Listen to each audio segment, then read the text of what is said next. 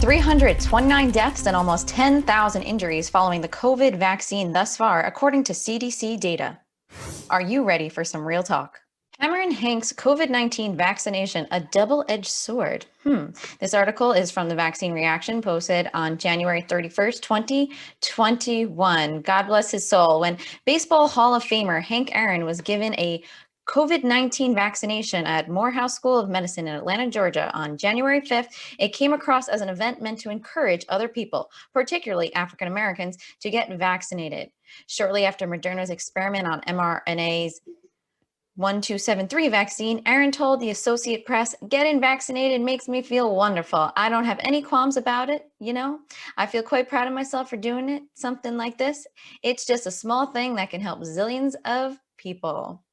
So he got this vaccine to actually counter this skepticism in the Black community because there have been some issues with medical tyranny. So legacy of the Tuskegee, gosh, I don't know how to say that, Tuskegee syphilis experiments.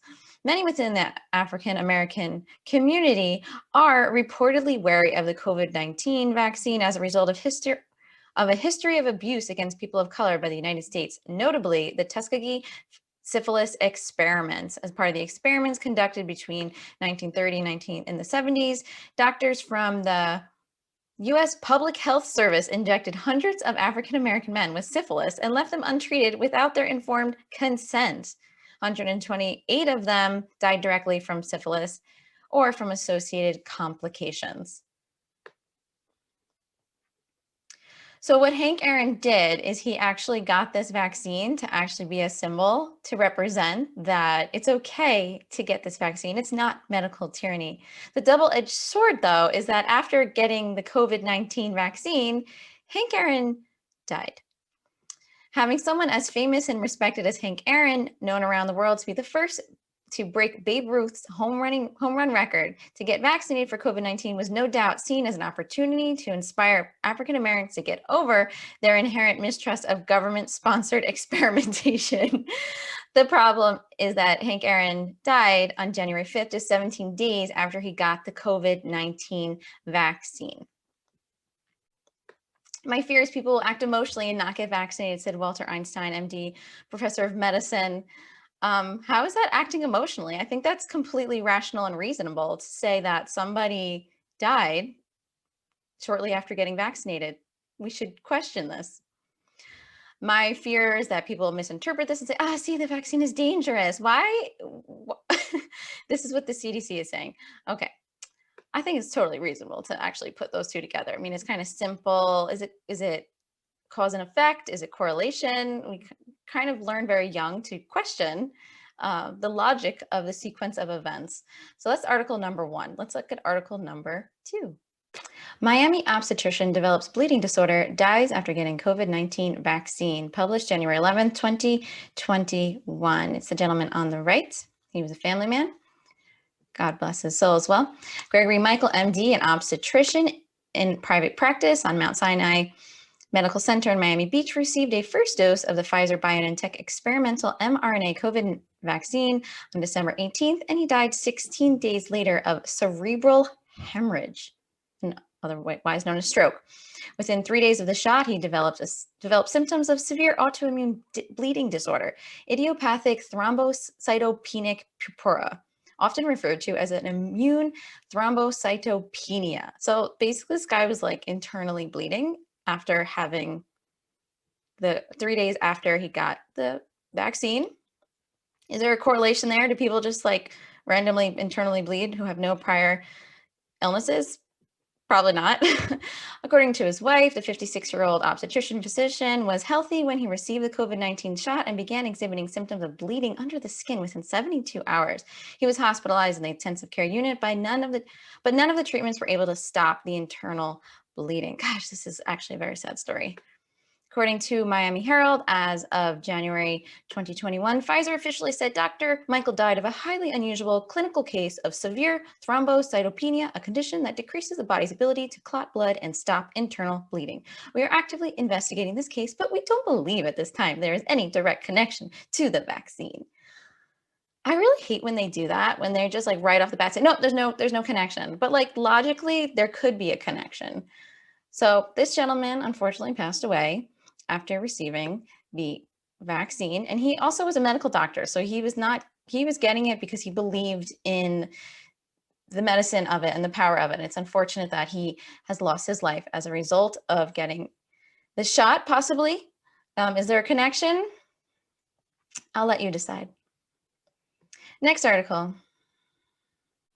California healthcare worker dies 3 hours after getting COVID-19 vaccine. This is published January 30th, 2021 in the Vaccine Reaction. A 56-year-old man from California died on January 21st, approximately 3 hours after receiving a COVID-19 vaccine. It was unclear whether the man, a healthcare worker at a senior living facility, had been given the Pfizer or BioNTech vaccine or Moderna's mRNA vaccine, the only two experimental COVID-19 vaccines that have been granted an emergency use authorization by the U.S. Food and Drug Administration to be distributed in the U.S. Okay, so it's important to acknowledge these vaccines as emergency use authorization because they're not actually clinically approved. They're still technically experimental. They've just been granted emergency use.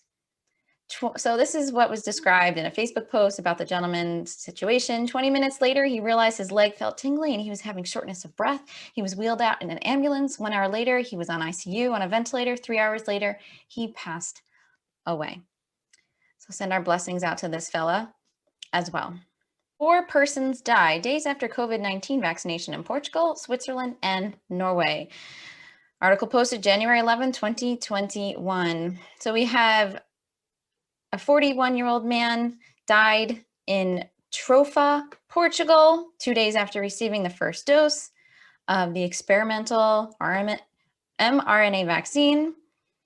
We have a Swiss woman dies 5 days after receiving the vaccine. So like to say that their death is right off the bat is not correlated to having received a vaccine within a couple of days, couple hours, I just don't think that's logical at all.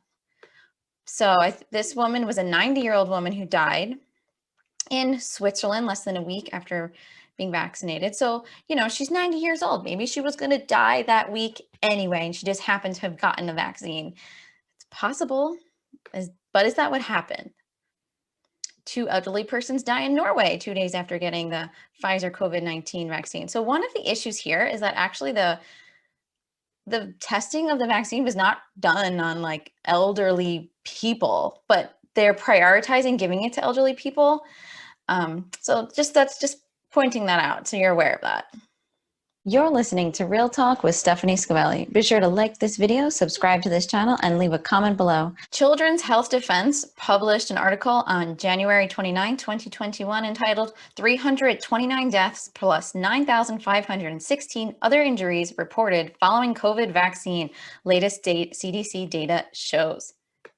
The numbers reflect the latest data available as of January 22nd from the CDC's Vaccine Adverse Event Reporting System. Of the 329 reported deaths, 285 were from the US, 44 were from other countries. The average age of those who died was 76 and a half. These deaths and injuries are reported to the Center for Disease Control through the Vaccine Adverse Event Reporting System. But just be clear, this system, VAERS, is actually voluntary. So anything that is voluntary is always going to be very limited in its accuracy of what's happening in the real world. So it's pretty astounding that these are the numbers that have been voluntarily given. VAERS is the primary mechanism for reporting adverse reactions. Reports submitted to VAERS require further investigation before confirmation can be made if there was a link to the vaccine. Now, a word from our sponsor, Skin From Within, with the beautiful, talented, and most caring esthetician, Alexis Murphy. When you look in the mirror, do you see blemishes, compromised, or aged skin? Well, you deserve to be happy with what you see. Sorella Apothecary offers old-world solutions to modern problems. Clean, natural ingredients, beautiful packaging, and most importantly, effective. Feed your skin, treat your soul with Sorella Apothecary's Blueberry Milk Moisturizer, delicious, nourishing hydration that leaves you glowing. The Daily Greens Moisturizer, a lightweight oil-free moisturizer that gets the job done. The Main Squeeze Hydrating Serum. Thirsty skin gets an enriching boost. Compromised skin doesn't have to wait. You deserve to love what you see when you look in the mirror. Shop online at alexismurphy.net or come into the spa for a tailored shopping experience. Enter the promo code GLOW at alexismurphy.net to receive a free avocado oil lip hydrator, a $20 value on orders of $200 or more of Sorella Apothecary facial products. The results are incredible. I couldn't recommend them more for men or women. Age with grace, but it's nice to keep that youthful face. The reports filed on the VAERS website between December 14, 2020 and January 22nd describe outcomes ranging from foaming at the mouth to massive heart attack to did not recover. So according to the Washington Post, as of January 29th, 22 million people in the US had received one or both doses of the vaccine. Only the Pfizer and the Moderna vaccines have been granted emergency use authorization in the US. And by the FDA's own definition, the vaccines are still considered experimental. By state, we have 22 deaths in California, 16 in Florida, 18 in Ohio, 15 in New York, and 13 in Kentucky. Most of the reports were from or filed on behalf of people who had received only the first dose. About half the people reported had the Pfizer vaccine, the other had Moderna's. Several deaths and multiple severe allergic reactions are under investigation in the United States and Europe. Just like those articles I showed you, some of them seem worth looking into. Last week, California health officials temporarily paused a large batch of Moderna vaccines due to a high number of allergic reactions, but quickly reversed that decision a few days later. I read another article that said they did that because there was no scientific reason to stop it. It's just a lot of jargon. So here they mention the obstetrician that I showed you the article of Dr. Gregory Michael. He died after he suffered a hemorrhagic stroke. He died 2 weeks after receiving the Pfizer Moderna COVID vaccine. Although he became ill just 3 days after he got the shot, Pfizer said it didn't think there was any direct connection to the vaccine. No, I mean, his internal bleeding just was like, he just was going to internally bleed 3 days after he got the vaccine, no matter what. That was just the path of his life. That's basically kind of what they say when they say there's no direct connection. However, the New York Times quoted Dr. Jerry Spivak, a blood disorder expert at Johns Hopkins University, saying, "I think it is a medical certainty that the vaccine was related." Little sense in you, Dr. Jerry Spivak. I really appreciate that. If you've been to my channel, you might already know that I'm a certified yoga instructor trained by Yoga Medicine, but you might not know that I also have very sensitive skin. So there's a lot of yoga apparel out there that's made from plastics and synthetics, but my skin really likes natural fibers. So that's why I launched the Yoga Forager apparel line of cotton-based yoga wear. So there's really cool tees I've designed, all based on cotton, and super comfortable, stylish for going out, comfortable for practicing yoga. So check out my website at yogaforager.com, and there you can check out the shop of Yoga Forager apparel. Data about deaths following receipt of the experimental Pfizer-BioNTech vaccines are also emerging from Israel, Norway, Portugal, Sweden, and Switzerland. Norway launched an investigation into the vaccine after the Norwegian Medicines Agency received reports of 33 suspected adverse drug reactions with fatal outcomes following administration of the Pfizer-BioNTech vaccine. Pharma and federal agencies attributed the majority of these cases to coincidences. While the VAERS database numbers are sobering, according to U.S. Department of Health and Human Services study, the actual number of adverse events is likely significantly higher. VAERS is a passive surveillance system that relies on the willingness of individuals and professionals to submit reports voluntarily. So it's interesting because if there's adverse reactions to vaccines, the government's just like, you don't necessarily have to tell us. You can if you want. Like, we don't need to know. But if you want us to know, like, we'll write it down. You can write it down and we'll maybe look into it. That's kind of how this works. It's really interesting. I am not telling you not to get the vaccine. I'm just giving you a little bit of information and some real talk.